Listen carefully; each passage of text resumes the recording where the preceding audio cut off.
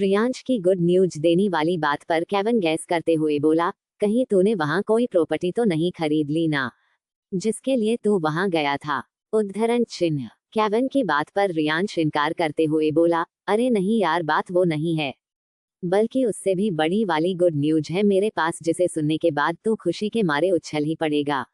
Kevin Riyansh की बात सुन सोच में पड़ गया। भला ऐसी कौन सी बात थी जिसके लिए रियांश इतना खुश और एक्साइटेड था। वो अपनी सोच से बाहर आते हुए इम्पेशंस होकर बोला, ऐसा भी क्या हो गया जो तू इतना खुश है।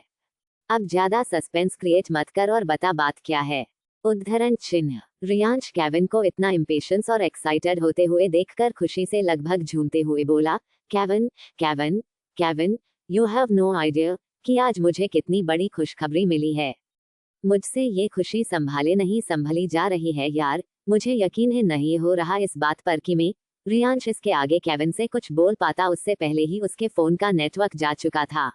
केविन और रियांश दोनों ही फोन पर हेलो हेलो करते रह गए, लेकिन उनकी बात अधूरी ही रह गई। डिमिट यार, इस फोन के नेटवर्क को भी अभी जाना था। मुझे केविन को इतनी इम्पोर्टेंट बात बतानी थी। रियांश फ्रस्ट्रेट होकर अपने आप से ही बड़बड़ाता है, लेकिन कोई बात नहीं, अब जल्दी तो मुझे मुंबई वापस जाना ही है, तो मैं अब उसे भी सबके साथ ही ये सरप्राइज दूंगा, रियांश ने मन ही मन में सोचा। वहीं केविन ये जानने को बेकरार था कि रियांश उसे और घर वालों को कौन सी गुड न्यूज देना चाहता था। ऐसे ही 2 दिन बीत गए और अचानक ही उन्हें कॉल आया और उन्हें पता चला कि रियांश का एक्सीडेंट हुआ है। और ये न्यूज मिलते ही वो सब शिमला के लिए निकल गए। जब केविन, क्रिश, दादाजी, उत्कर्ष जी और अनीता जी शिमला पहुंचे तो उन्हें रियांश एक हॉस्पिटल में किसी जिंदा लाश की तरह बेड पर पड़ा हुआ मिला। उसके सर पर बहुत गहरी चोट आई थी। उसके हाथ पर एक प्लास्टर लगा हुआ था। उसका चेहरा इतना सफेद पड़ चुका था जैसे किसी ने उसके शरीर से सारा खून ही निकाल दिया हो। अपने बच्चे का इतना मुरझाया हुआ चेहरा और उसकी इतनी बुरी हालत देखकर अनीता जी का थी रो रो कर बुरा हाल था। तो वहीं दादाजी को तो जैसे सदमा ही लग गया था। वो तो कुछ बोलने की हालत में ही नहीं थे। उत्कर्ष जी का भी हाल कुछ वैसा ही था, लेकिन उन्हें हिम्मत रखकर अपने परिवार को संभालना भी तो था। वो अपने पापा को संभाल रहे थे, तो वहीं कृष्णनीता जी को और केविन ने अपने आप को मजबूत बनाया और एग्जैक्टली रियांश के साथ शिमला में क्या हुआ, उसका कार एक्सीडेंट कैसे हुआ, उन सब की इंफॉर्मेशन निकालने में जुट गया।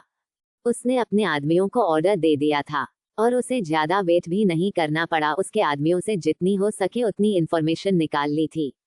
केविन ने जब रियांश की फाइल ओपन की, जिसमें रियांश के शिमला में आने से लेकर उसके एक्सीडेंट की सारी इंफॉर्मेशन मौजूद थी, केविन उस फाइल को ध्यान से पढ़ने लगा और तब उसे पता चला कि रियांश जब शिमला आया था तब उसने किसी लड़की की जान बचाई थी और उस लड़की की कोई फैमिली ना होने की वजह से रियांश उसे अपने साथ ले गया था और उसके बाद से वो लड़की रियांश के साथ ही उस ब्लू मून रिजॉर्ट में रहती थी।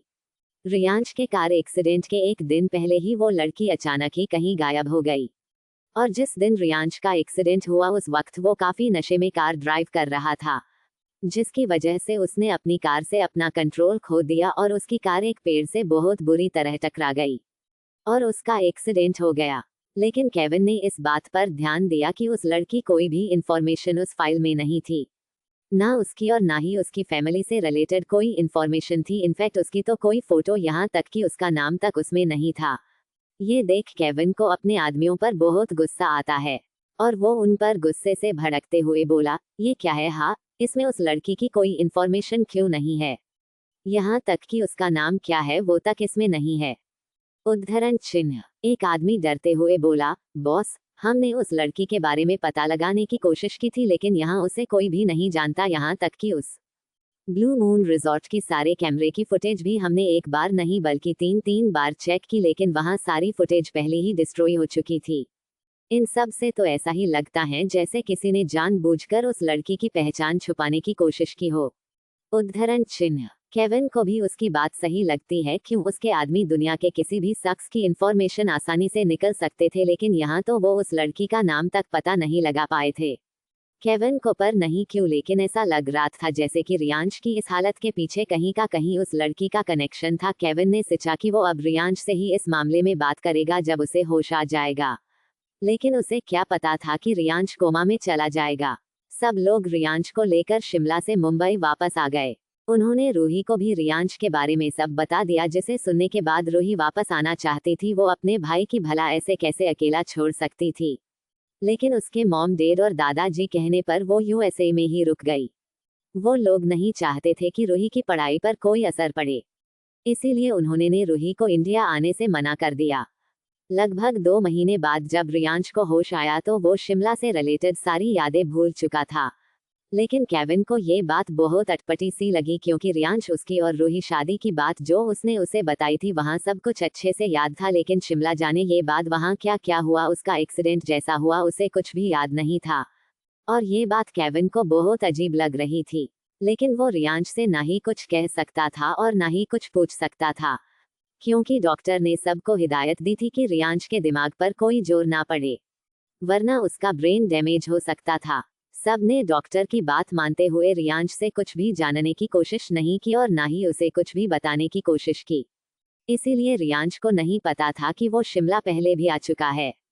Present time. केविन के दिमाग में बार बार बस एक ही सवाल आता था कि कौन थी वो लड़की जो रियांश के साथ इसी रिजॉर्ट में रहती थी। उसने अपने लोगों से पता लगवाने को बहुत कोशिश की, लेकिन उसका कोई फायदा ना हुआ। उसे आज तक उस लड़की के बारे में कुछ भी पता नहीं लग पाया। जब परी रियांश की लाइफ में आई तो एक पल के लिए तो केविन के दिमाग में ये भी ख्याल आ चुका था कि कहीं परी की माँ वही लड़की तो नहीं जो रियांश के साथ पूरे 1 महीने तक इसी रिजॉर्ट में रही थी। लेकिन वो इस बारे रियांश को कुछ नहीं पूछ सकता था, इसीलिए उसने कभी उससे कोई सवाल नहीं किया और ना ही इस बारे में किसी को भी कुछ बताया। केविन का ये सब सोच सोच कर अब सरदर्द होने लगा था, लेकिन इन सवालों के जवाब सिर्फ रियांश दे सकता था, जिसकी याददाश्त अभी भी वापस नहीं आई थी। केविन ने सरदर्द की दवाई ली और बेड पर लेटकर सोने की कोशिश करने लगा। थोड़ी देर करवटें बदलते बदलते फाइनली उसे नींद आ ही गई। अगली सुबह सब डाइनिंग टेबल पर बैठकर ब्रेकफास्ट कर रहे थे। जब रियांश और परिधि वहां आए तो सबने रियांश से उसकी तबीयत के बारे में पूछा। अब कैसा लग रहा है तुम्हें रियांश? दादाजी ने फिक्र करते हुए पूछा। तो बाकी सब भी उस पर यही सवाल दागने लगे, जिस पर रियांश ने एक नजर परिधि पर डाली और उसके चेहरे अपने आप ही एक छोटी सी स्माइल आ गई। लेकिन कुछ पल के लिए ही उसके बाद उसने सबकी ओर देखते हुए थोड़ी शरारत भरी आवाज में कहा, जिसका ध्यान द इंटेलिजेंट परिधि ने रखा हो तो भला उस तो ठीक होना ही था ना डेड। कहते हुए उसने दोबारा परिधि की ओर देखा और बिना किसी के भी नजरों में आए उसे आंख मार दी। जिस परिधि को समझ नहीं आया कि ये इंसान उसकी तारीफ कर रहा था या सबके सामने उसका मजाक उड़ा रहा था, उसने अपना मुंह बना लिटा और रियांश पर ज्यादा ध्यान ना देते हुए अपने ब्रेकफास्ट पर फोकस करने लगी। वहीं रियांश को उसका बच्चों के तरह मुंह बिगाड़ना बहुत अच्छा लगता था। परी ने जिद की को वो रियांश हाथ से ही खाना खाएगी, और भला रियांश अपनी गुड़िया की बात टाले ऐसा तो हो नहीं सकता था, तो वो उसे अपने हाथों से ब्रेकफास्ट कराने लगा।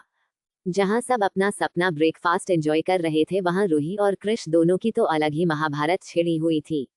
रूही का कहना था कि उन्हें मॉल रोड और द रिज घूमने जाना चाहिए ताकि वो सब अच्छी सी शॉपिंग कर सके, लेकिन कृष का कहना था कि उन्हें कुफरी जाना चाहिए ताकि वो सब कुछ एडवेंचर कर सके।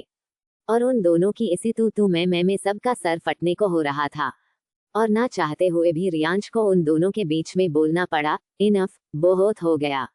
मैंने डिसाइड कर लिया है कि हम पहले वहां जाएंगे जहां रूही ने कहा मॉल रोड और द रिज, हम सब वहां घूमने जाएंगे और अब मुझे इस बारे में आगे और कोई बहस नहीं चाहिए। उद्धरण चिन्ह। रूही रियांश का फरमान सुनकर बहुत खुश हो गई, वहीं बाकी सब ने भी रियांश की बात मान ली और रेडी होकर कार में बैठकर वो सब निकल गए। 3 कारें मॉल रोड पर आकर रुकती हैं। उसमें से दादाजी, उत्कर्ष जी, अनीता जी, रियांश, परी, परिधि, केविन, रूही, कृष और नीले एक एक करके उतरते हैं। उनके साथ कोई सिक्योरिटी की टीम नहीं थी, बिकॉज रूही नहीं चाहती थी कि उनके आसपास बॉडीगार्ड्स रहे, वरना सबका ध्यान ना चाहते हुए भी उन सब पर ही रहता और वो लोग अच्छे से इन 2 दिनों के वेकेशन को एंजॉय नहीं कर पाते। इसीलिए रूही के कहने पर रियांश ने उन्होंने वापस भेज दिया। सारी लड़कियां मार्केट घूमने लगी, इवन अनीता जी भी खुशी खुशी अपने लिए शॉपिंग करने में बिजी ही गई, और उनके पीछे पीछे उत्कर्ष जी भी चल दिए। अब बेचारे करते भी क्या, उन्हें ही तो अपनी बीवी का कूली बनना था जो उनके शॉपिंग बाइग्स उठा सके। और दादाजी भी कम नहीं थे, उस उम्र में भी उनके अंदर इतनी एनर्जी थी और वो इतने फिट एंड फाइन थे कि वो तो बिना किसी का भी वेट किए मार्केट में बड़े आराम से घूमने फिरने लगे। वहीं हमारे चारों हैंडसम मुंडे भी लड़कियां आई मीन रूही और परिधि जो परी का हाथ पकड़े हुए आगे आगे चल रही थी। उनके पीछे पीछे वो लोग बिना किसी इंटरेस्ट के चल रहे थे। नील जो अपने टैब में कुछ ईमेल्स चेक करते हुए रियांश, केविन और क्रिश के पीछे चल रहा था कि अचानक ही इसके पीछे से कोई लड़की तेज रफ्तार से चलते हुए उससे टकरा गई, जिसकी वजह से नील जो अपने टैब में आंखें गड़ाए हुए था उसका ध्यान टूटता है, लेकिन वो इस अचानक हुई टक्कर से थोड़ा लड़खड़ा गया और उसके हाथ से उसका टैब भी जमीन पर गिरते गिरते बचा कि तभी जो लड़की उससे टकराई थी उसका पैर भी इस टक्कर की वजह से मूड गया और वो औंधे मुंह जमीन पर गिरने ही वाली थी कि नील ने तुरंत अपना हाथ आगे बढ़ाकर उसके पेट के इर्द गिर्द लपेट लिया और उसे तुरंत अपनी तरफ खींचा, जिससे उस लड़की की बैक नील के चेस्ट से टकरा गई। वो लड़की गहरी गहरी सांसें ले रही थी जब उसे एहसास हुआ कि किसी का हाथ उसके खुले पेट पर है, क्योंकि उसने एक क्रॉप टॉप पहना हुआ था और किसी ने उसे बचा लिया है। तब जाकर वो नॉर्मल हुई और धीरे से पीछे की ओर पलटी ताकि वो उस शख्स को थैंक्स कह सके जिसने उसे नीचे गिरने से बचाया।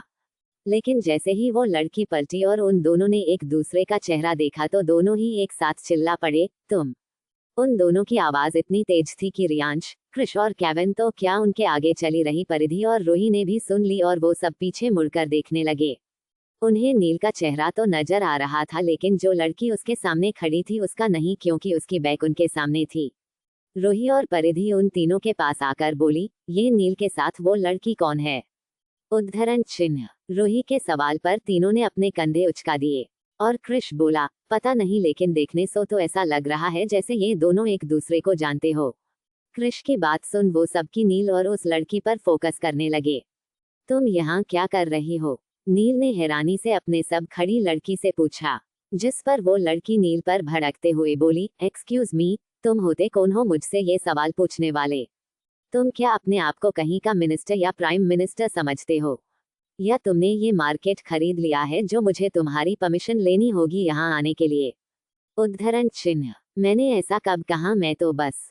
उसकी बात को बीच में ही काटते हुए वो लड़की एक एक शब्द पर जोर देते हुए बोली, मिस्टर नील खन्ना, तुम अपने काम से काम रखो, समझे? मेरे मामलों में दखलंदाजी करने की कोशिश भी मत करना, वरना। उसने अपनी बात अधूरी ही छोड़ दी और अपनी आंखों से ही नील पर अंगारे बरसाने लगी। वहीं वो पांचों उनसे थोड़ी दूरी पर खड़े होकर उनकी बातें सुन रहे थे, लेकिन रूही को इस लड़की की आवाज कुछ जानी पहचानी सी लगी, तो वो उस लड़की को देखते हुए ही बोली, मुझे ये आवाज कुछ जानी पहचानी सी क्यों लग रही है?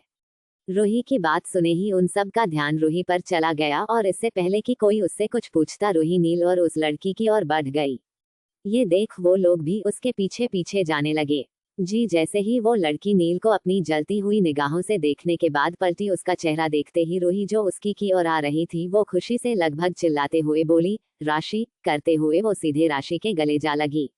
जब राशि ने रूही को अपने सामने देखा तो एक पल के लिए तो उसे अपनी आंखों पर भरोसा ही नहीं हुआ, लेकिन अगले पल ही अपने आप को संभालते हुए उसने भी खुशी से रूही को हग कर लिया। दोनों बेस्ट फ्रेंड पूरे 5 साल बाद जो मिल रही थी। रूही, राशि और नील एक साथ हाई स्कूल में साथ थे, लेकिन राशि की नील से कभी नहीं बनती थी, जबकि उनके पेरेंट्स आपस में फ्रेंड्स थे। और ऊपर से नील दोनों का सीनियर था और नील को अपने एमबीए की पढ़ाई लंदन में कंप्लीट करनी थी, तो वो उसके लिए लंदन चला गया था। कोष्टक। वहीं परिधि और परी के अलावा ना तो कोई हैरान था और नहीं कंफ्यूज, क्योंकि वो लोग राशि को अच्छे से जानते थे। लेकिन परिधि अपने चेहरे पर कंफ्यूज एक्सप्रेशन लिए वहां बेवकूफों की तरह खड़ी थी। राशि रूही से अलग होकर थोड़ा नाराज होते हुए बोली, तू वापस कब आई? और तूने मुझे बताया क्यों नहीं कि तू इंडिया वापस आ गई है? लगता है तू मुझे अपना बेस्ट फ्रेंड मानती ही नहीं है। ठीक है जा, मीनू भी तुझसे कोई बात नहीं करनी, कहते हुए राशि ने अपना मुंह गुब्बारे की तरह फुला लिया, जिस पर रूही अपने हाथों से अपने कान पकड़कर अपना चेहरा मासूम बनाते हुए बोली, घर वापस आते हैं सबके साथ इतना बजी ही गई कि तुझे बताना ही भूल गई। सॉरी ना यार, प्लीज माफ कर दे, आइंदा से दोबारा ये गलती कभी नहीं होगी। उद्धरण चिन्ह। रूही के बार बार मनाने पर फाइनली राशि मान जाती है। रूही उसे परिधि और परी से इंट्रोड्यूस करवाती हैं। फिर तीनों परी को लेकर मार्केट घूमते हुए एक शॉप के अंदर चली जाती है, जहां बहुत ही खूबसूरत ड्रेसेस थी। वहीं रियांश, केविन, क्रिश और नील जो फिर से उन लड़कियों के पीछे पीछे चलने लगे थे कि तभी क्रिश कुछ सोचते हुए बोला, भाई मुझे ना बहुत जोरों की भूख लगी है, तो मैं तो चला खाने, आप अपनी अपनी वालियों के शॉपिंग बाइग्स उठाते रहना, ये कह वो ऐसे वहां से भगा जैसे कि उनके पीछे कोई भूत पड़ा हो, क्योंकि उसकी बात सुनते ही वो तीनों उसे खा जाने वाली नजरों से जो देख रहे थे। और कृष को उस बात का अंदाजा हो चुका था कि अगर वो उस वक्त उनके हाथ लगा तो वो बिना फ्राई किए ही उसे कच्चा चबा जाएंगे। लेकिन तभी रियांश को कुछ अजीब सा महसूस होने लगा। वो अपनी नजरें इधर उधर दौड़ते हुए अपने आसपास देखने लगा। मुझे इतनी अजीब सी फीलिंग्स क्यों हो रही है? ऐसा लग रहा है जैसे कि कुछ होने वाला हो। वहीं रियांश, केविन, कृष और नील जो फिर से उन लड़कियों के पीछे पीछे चलने लगे थे कि तभी कृष कुछ सोचते हुए बोला, भाई मुझे ना बहुत जोरों की भूख लगी है तो मैं तो चला खाने, आप अपनी अपनी वालियों के शॉपिंग बाइग्स उठाते रहना। ये कह वो ऐसे वहां से भगा जैसे कि उनके पीछे कोई भूत पड़ा हो, क्योंकि उसकी बात सुनते ही वो तीनों उसे खा जाने वाली नजरों से जो देख रहे थे। और कृष को उस बात का अंदाजा हो चुका था कि अगर वो उस वक्त उनके हाथ लगा तो वो बिना फ्राई किए ही उसे कच्चा चबा जाएंगे। लेकिन तभी रियांश को कुछ अजीब सा महसूस होने लगा। वो अपनी नजरें इधर उधर दौड़ते हुए अपने आसपास देखने लगा। मुझे ऐसा क्यों लग रहा है जैसे कि कुछ होने वाला है? उद्धरण चिन्ह। रियांश यही सब सोच रहा था कि तभी केविन की नजर उस पर पड़ी। जब उसने रियांश को ऐसे परेशान होते हुए देखा तो वो उससे उसकी परेशानी के बारे में पूछना चाहता था, लेकिन नील भी उनके साथ ही था, इसीलिए वो उसे एक कोन में ले गया। क्या हुआ? तू इतना परेशान क्यों लग रहा है? केविन ने पूछा, जिस पर रियांश अपने आसपास देखते हुए परेशान होकर बोला, पता नहीं यार, बस कुछ ठीक नहीं लग रहा। रियांश की बात सुन केविन को लगा शायद उसकी तबीयत फिर से खराब ही रही है, इसीलिए वो फिक्र जताते हुए बोला, क्या फिर से तेरा सर दर्द कर रहा है, या तुझे चक्कर आ रहे हैं या कुछ और? रियांश केविन को अपनी बात समझाते हुए बोला, मुझे कुछ नहीं हुआ, मैं बिल्कुल ठीक हूँ। लेकिन मुझे ऐसा लग रहा है जैसे कि यहाँ कुछ ठीक नहीं है। मुझे अपने आसपास नेगेटिविटी जैसा फील हो रहा है, जैसे कि यहाँ हमारे आसपास कोई बुरी शक्तियाँ मौजूद हो। रियांश की बात सुन केविन चौंक गया। वो अच्छे से जानता था कि रियांश को अचानक अपने आसपास नेगेटिविटी का आभास होना उसका कोई वहम नहीं हो सकता, क्योंकि वो जानता था कि रियांश असल में कौन है और वो चाहे तो क्या क्या कर सकता है। उद्धरण चिन्ह। केविन कुछ सोचते हुए बोला, अगर तुझे ऐसा कुछ लग रहा है तो कहीं ऐसा तो नहीं कि उन लोगों को तेरे बारे में पता चल गया हो और वो लोग तुझे मारने आए हो? उद्धरण चिन्ह। केविन काफी परेशान है गया था ये सोच सोच कर कि अगर रियांश के बारे में उन लोगों को पता चल गया तो क्या होगा। केविन अपने लिए इतना परेशान और फिक्र करते देख रियांश उसके कंधे पर हाथ रखता है और उसे समझाते हुए बोला, मुझे नहीं लगता कि उन लोगों को मेरे बारे में अभी कुछ भी पता चला है, क्योंकि जब तक उस मणि को मैं उसकी जगह से नहीं उठाता और उसे धारण नहीं कर लेता तब तक उन लोगों को मेरे बारे कुछ भी पता नहीं चल सकता। So just relax. रियांश के समझाने से केविन को उसकी बात समझ आई और तब जाकर वो थोड़ा रिलैक्स हुआ। लेकिन सवाल अभी भी वही था कि रियांश को ऐसी फीलिंग्स क्यों आ रही है जैसे कि कुछ गलत होने वाला हो। रियांश और केविन इस बात पर और कुछ भी डिस्कस कर पाते उससे पहले नील उन दोनों के पास आ गया। अरे यार, तुम दोनों मुझे वहां अकेला छोड़कर यहाँ क्या कर रहे हो? नील ने थोड़ा नाराज होते हुए कहा, जिस पर केविन चिढ़ते हुए बोला, क्यों, तुम कोई 4-5 साल के बच्चे हो जिसकी उंगली पकड़कर हमें हमारे साथ हर जगह लेकर घूमना चाहिए? उद्धरण चिन्ह। केविन की बात सुन नील झेप गया और हड़बड़ाते हुए बोला, अरे मैंने ऐसा कब बोला? मैं तो बस इसीलिए पूछ रहा था क्योंकि मुझे तुम दोनों की फिक्र हो रही थी, कहते नील ने अपने 32 के 32 दांत दिखाते हुए कहा। जिस पर केविन को और गुस्सा आने लगा।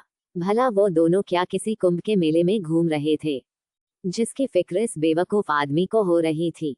उद्धरण चिन्ह। केविन गुस्से में नील से कुछ कहने ही वाला था कि रियांश ने उसे अपनी आंखों से ही शांत रहने का इशारा किया, जिस पर केविन भी शांत हो गया और उसका गुस्सा भी कम होने लगा और वो तीनों उस शॉप की ओर बढ़ने लगे जहां परिधि, परी, रूही और राशि गए थे। वहां आसपास बहुत भीड़ थी, जिसकी वजह से अचानक रियांश के शोल्डर से किसी का शोल्डर टकरा गया और किसी अनजान शख्स का शोल्डर टच होते ही कुछ पल के लिए रियांश की आंखें अपने आप ही लाल हो गई और उसके गले में जो उसने लॉकेट पहना हुआ था, जिसे वो हमेशा अपने शर्ट के अंदर छुपा कर रखता था, उसके अंदर से भी लाल रोशनी निकलने लगी। रियांश को जैसे ही ये एहसास हुआ वो तुरंत पीछे की ओर पलटा और उस भीड़ को चीरते हुए उस शख्स को ढूंढने लगा। लेकिन शायद बहुत देर हो चुकी थी। वो शख्स उसकी आंखों से ओझल हो चुका, इसीलिए तो उसकी आंखें नॉर्मल हो चुकी थी और उसका लॉकेट भी आम लॉकेट की तरह सामान्य हो चुका था। केविन जो भीड़ को साइड करते हुए आगे की ओर बढ़ रहा था। जब उसे रियलाइज हुआ कि रियांश उसके साथ नहीं है तो वो पीछे मुड़कर देखने लगा। कुछ देर ऐसे ही देखते हुए जब केविन को रियांश नजर आता तो वो उसके पास चला गया और बोला, क्या हुआ, तू रुक क्यों गया, चलना नहीं है क्या? उद्धरण चिन्ह। रियांश ने केविन के सवालों को इग्नोर करते हुए अपनी बात रखी, मैं सही था, हमारे आसपास नेगेटिविटी पावर्स है। उद्धरण चिन्ह। और तुझे ऐसे कैसे पता चला? उद्धरण चिन्ह अल्पविराम। फिर कुछ सोचते हुए केविन अपने ही सवाल का जवाब देते हुए शॉक्ड हो गया। फिर थोड़ा हंसते हुए मजाकिया अंदाज में आगे बोला, कहीं तेरे उस लॉकेट ने तो फिर से अपने रंग नहीं दिखा दिए ना? उद्धरण चिन्ह। केविन को अपना मजाक उड़ाता देख रियांश उसे घूर कर देखने लगा। रियांश ने केविन के सवालों को इग्नोर करते हुए अपनी बात रखी, मैं सही था, हमारे आसपास नेगेटिविटी पावर्स है। उद्धरण चिन्ह। और तुझे ऐसे कैसे पता चला? उद्धरण चिन्ह अल्पविराम। फिर कुछ सोचते हुए केविन अपने ही सवाल का जवाब देते हुए शॉक्ड हो गया। फिर थोड़ा हंसते हुए मजाकिया अंदाज में आगे बोला, कहीं तेरे उस लॉकेट ने तो फिर से अपने रंग नहीं दिखा दिए ना? उद्धरण चिन्ह। केविन को अपना मजाक उड़ाता देख रियांश उसे घूर कर देखने लगा, जिस पर केविन अपने आप को नॉर्मल कर थोड़ा डरते हुए बोला, अच्छा ठीक है, तू पहले ऐसे मुझे घूरना बंद कर, मैं तुझसे कोई डरता वरता नहीं हूँ, समझा? अब चल, कहीं तेरी परिधि कोई और सियप्पा न कर दे, वैसे भी उसकी ओवर इंटेलिजेंट हमेशा तुझ पर ही भारी पड़ती है। उद्धरण चिन्ह। रियांश जो कब से केविन को गुस्से से घुरे जा रहा था, जब उसके मुंह से परिधि के बारे में सुनता है तब जाकर उसे उसका ख्याल आता है। और केविन ने हो अभी अभी कहा वो बात सच भी थी कि परिधि की इंटेलिजेंट हमेशा उसे या तो मुसीबत में डालती या फिर सबके सामने उसे एम्बैरसिंग फील होता, इसीलिए वो परिधि को लेकर कोई चांस नहीं लेना चाहता था। रियांश केविन को पूरी तरफ इग्नोर कर वाहन से आगे बढ़ जाता है और उसके जाते ही केविन चैन की सांस लेता है। थैंक गॉड मैंने टाइम रहते बात बदल दी, वरना मेरा राक्षस बॉस कम फ्रेंड मुझे अभी के अभी अपनी गुस्से भरी निगाहों से ही जलाकर भस्म कर देता। Thank you God, love you, Kevin ने धीरे से अपने आप में ही बड़बड़ाते हुए कहा। और वो भी रियांश जिस दिशा की ओर गया था उस ओर बढ़ गया। वहीं जो अनजान शख्स कुछ देर पहले रियांश से टकराया था वो थोड़ी दूर जाते ही अचानक उसे अपने उसी कंधे पर दर्द होने लगता है। वो अपने कंधे को दूसरे हाथ से छूकर दबाते हुए अपने आप से ही बड़बड़ाते हुए बोला, ये मुझे अचानक अपने कंधे पर दर्द क्यों हो रहा है? उद्धरण चिन्ह। उसका दर्द धीरे धीरे बढ़ने लगता है। उसे समझ नहीं आ रहा था कि अचानक उसके साथ ही क्या रहा था। वो अपने कंधे को दूसरे हाथ से दबाते हुए यही सब सोच रहा था कि तभी उसके 3-4 आदमी उसके पास आते हैं और अपना सर झुकाकर उसे ग्रिट करते हैं। उन्हें देखते ही वो शख्स अपना दर्द भूल अपने आदमियों से सर्द आवाज में बोला, कुछ पता चला? उद्धरण चिन्ह। उस शख्स की इतनी सर्द आवाज सुन वो लोग डर गए, लेकिन किसी को तो अपना मुंह खोलना ही था, इसीलिए उनमें से एक आदमी हिम्मत करके आगे आया और डरते हुए बोला, नहीं सरताज। उस आदमी की ना सुनते ही वो शख्स गुस्से से उसे एक जोरदार थप्पड़ जड़ देता है। थप्पड़ पड़ते ही वो आदमी सीधा औंधे मुंह जाकर जमीन पर गिर गया। उसे ऐसे देख बाकी सब अंदर तक डर गए। किसी की भी हिम्मत नहीं थी कुछ भी बोलने की। वो शख्स अपने दूसरे आदमी की कॉलर पकड़कर दहाड़ते हुए बोला, पिछले 20 दिनों से बस एक ही बात सुन रहा हूँ, तुम लोग किसी काम के नहीं हो, तुमसे एक लड़की तक ढूंढ ही नहीं जाती। कहते हुए उसने उस आदमी को पीछे की ओर धकेल दिया और अपने लोगों को देखते हुए उन्हें धमकी देते हुए आगे बोला, अगर वो मुझे इन 5 दिनों के अंदर अंदर नहीं मिली ना तो मैं तुम सबकी चिता को खुद आग लगाऊंगा। उद्धरण चिन्ह। इतना कहकर वो सोचने लगा कि उसे आगे क्या करना चाहिए। वहीं एक शॉप के अंदर जब परिधि परी का हाथ पकड़कर रूही और राशि के साथ एंटर हुई तो वहां के स्टाफ ने उनका वेलकम किया और उन्हें ड्रेसेस दिखने लगी। वहां की इतनी खूबसूरत ड्रेसेस देखकर उनकी आंखें चमक उठी। वो तीनों लड़कियां अपने लिए ड्रेसेस चूज करने लगी। उन्हें जो भी पसंद आती वो उसे रख लेती। परिधि ने परी के लिए भी कुछ न्यू ड्रेसेस ले ली जो रियांश की डोल परी पर बहुत अच्छी लग रही थी। तब तक रियांश, केविन और नील भी वहां आ गए थे, लेकिन उन्हें वो तीनों लड़कियां कहीं नजर नहीं आ रही थी। केविन रूही को कॉल करके उससे पूछने के बारे में सोचते हैं, लेकिन वहां नेटवर्क इशू होने की वजह से कॉल लग नहीं पाता। तो उन तीनों ने अलग अलग डायरेक्शन में परिधि, रूही और राशि को ढूंढने का फैसला किया। कुछ देर यूं ही ढूंढते रहने के बाद रियांश को परिधि मिल जाती है, जो परी के ऊपर एक प्यारी सी पिंक फ्रॉक लगाकर देख रही थी कि उस पर अच्छी लगेगी कि नहीं। लेकिन उसकी और परी के चेहरे की खुशी और एक्साइटमेंट ये साफ बता रही थी कि उसे ये फ्रॉक कितनी पसंद आई। परिधि ऐसे करते हुए और भी चीजें देखने लगती है। वहीं उनसे थोड़ी दूरी पर खड़ा रियांश ये सब देखकर मन ही मन बहुत खुश हो रहा था। उसे आजकल अपनी गुड़िया के चेहरे की वो प्यारी सी मुस्कान बिल्कुल परिधि की मुस्कान की तरह लगती थी। वो दोनों साथ में बिल्कुल माँ बेटी की जोड़ी नजर आती थी। और ये सिर्फ उसका ही नहीं बल्कि उन लोगों के आसपास जो लोग मौजूद थे उन लोगों का भी यही कहना था। एक लेडी परिधि और परी की ओर इशारा करते हुए अपने हस्बैंड से बोली, अरे देखिए ना, ये बच्ची कितनी प्यारी लग रही है। ऐसा लग रहा है जैसे कि कोई फेरी धरती पर आ गई हो। उद्धरण चिन्ह। अपनी वाइफ की बात सुनकर वो आदमी भी उस ओर देखता है और परी और परिधि को देखकर अपनी पत्नी की हाँ में हाँ मिलाते हुए बोला, तुम सही कह रही हो। उद्धरण चिन्ह। वो लेडी फिर बोली, लेकिन जरा उस बच्ची की माँ को तो देखो, उन्हें देखकर तो ऐसा बिल्कुल नहीं लगता कि ये किसी 4-5 साल की बच्ची की माँ हो सकती है, क्योंकि दिखने में तो ये अभी भी कोई कॉलेज स्टूडेंट लगती हैं। लेकिन फिर भी जब भी ये दोनों मुस्कुराती है तो बिल्कुल एक जैसी लगती है।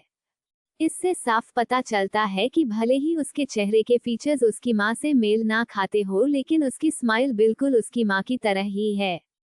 और देखो अपनी माँ के साथ कितनी खुश नजर आ रही है।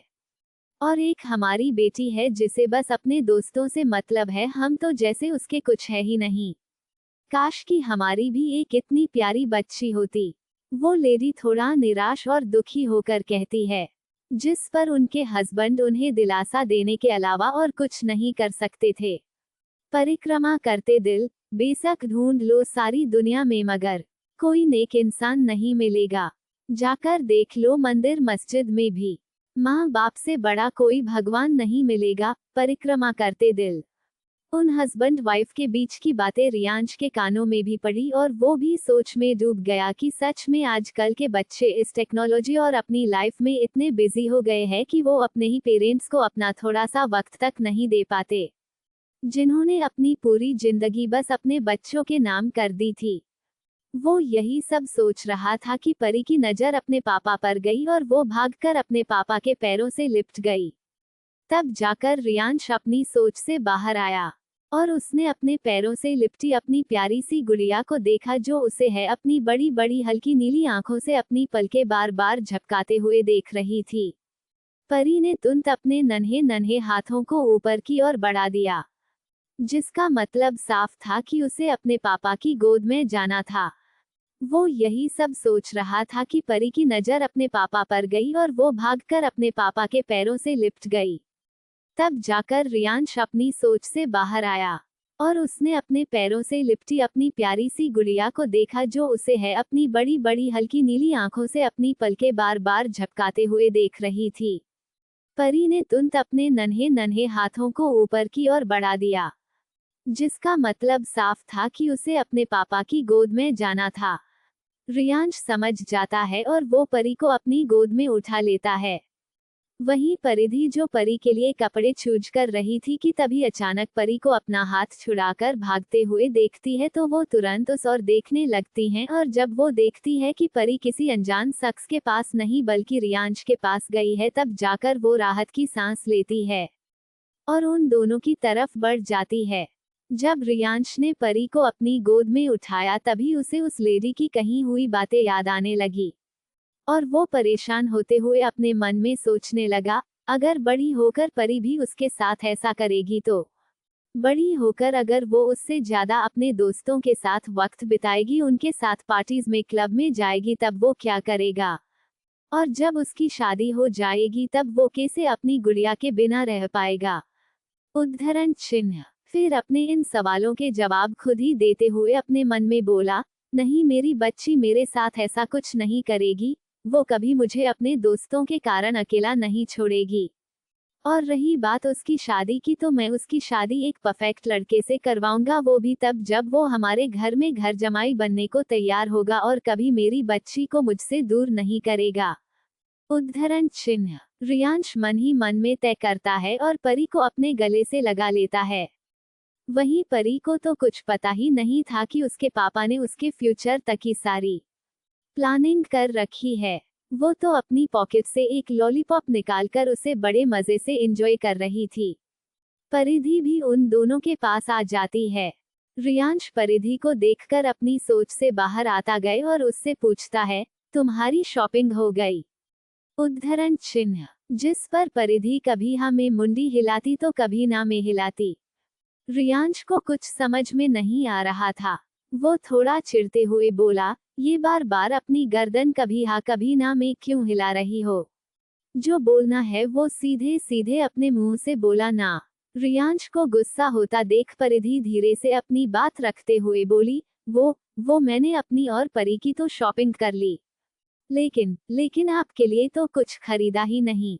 रियांश उसकी बात सुन कुछ देर तक उसे हैरानी से देखता है। भला आज सूरज कौन सी दिशा से निकला था जो परिधि को उसके लिए कुछ खरीदने का ख्याल अपने सुपर इंटेलिजेंट दिमाग में आया। फिर अपने मन में उठा रहे सवाल को झटकते हुए वो अपनी उसी कोल्ड वॉइस में बोला, उसकी कोई जरूरत नहीं है, मुझे कुछ नहीं चाहिए, इनफैक्ट हमें अब चलना चाहिए। उद्धरण चिन्ह। नहीं, बिल्कुल नहीं, हम सब ने अपने अपने लिए इतना कुछ लिया तो आपके लिए भी तो लेना बनता है ना। आप चलिए मेरे साथ, हम आपके लिए भी कपड़े सिलेक्ट करते हैं। कहते हुए परिधि ने रियांश का हाथ पकड़कर उसे जबरदस्ती मेंस शोरूम में ले गई। वहीं केविन जब रूही को ढूंढता हुआ उसके पास पहुंचा तो वो अपने लिए हिल्स चूज कर रही थी। उसने जब देखा तो रूही ने एक पेंसिल हिल पहनी हुई थी जिसे वो शायद पहनकर ट्राई कर रही थी। लेकिन अचानक उसका पैर थोड़ा दाम उठ जाता है और वो गिरने ही वाली थी कि तभी उसे किसी के मजबूत हाथों का स्पर्श महसूस हुआ। ये एहसास कुछ जाना पहचाना था।